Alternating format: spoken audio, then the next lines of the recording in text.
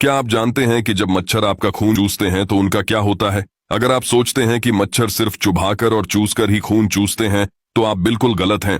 वास्तव में जब भी कोई मच्छर आपका खून चूसता है, तो यह आपके ऊपर एक न्यूनतम आक्रामक सर्जरी करने जैसा होता है। आइए देखें कि यह मच्छर डॉक्टर आपकी सर्जरी कैसे करता है।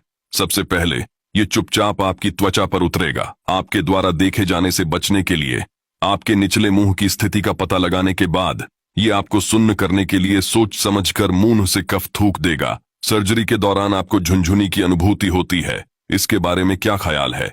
क्या इस प्रकार की सेवा पर्याप्त है?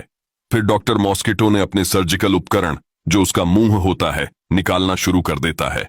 बहुत से लोग सोचते हैं कि मच्छर के मुंह में केवल एक सुई होती है। वास्तव में उसके मुंह के अंग अलग अलग कार्य करने वाली 6 सुइयों से बने होते हैं। स्पष्ट रूप से देखने के लिए इसे माइक्रोस्कोप के नीचे रखना आवश्यक है। उनके श्रम का विभाजन स्पष्ट है। 2 सबसे बाहरी दांतेदार सुइयां आपकी त्वचा को काटने के लिए जिम्मेदार हैं। 2 आंतरिक सुइयां रक्त वाहिकाओं के रास्ते में बाधाओं को दूर करने के लिए जिम्मेदार हैं, और 2 मध्य सुइयां रक्त को चूसने से रोकने के लिए, एंटीकोआगुलेंट यौगिकों को स्रावित करने के लिए जिम्मेदार हैं। इस प्रक्रिया में आपका रक्त जम जाता है और दूसरे मच्छर के वास्तविक भोजन उपकरण होते हैं आपके द्वारा खोजे बिना। यह लालच से आपका खून चूसेगा जब तक कि इसका पेट फूलकर अपने आकार से कई गुना न हो जाए। इस प्रक्रिया में यह इस सुई के माध्यम से वायरस को आपके रक्त प्रवाह में भी इंजेक्ट करता है।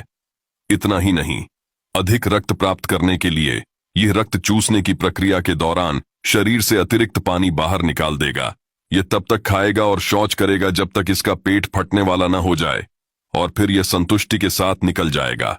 ज्यादातर मामलों में जब तक आप अपनी त्वचा में झुनझुनी और खुजली महसूस करते हैं, तब तक मच्छर उड़ चुका होता है।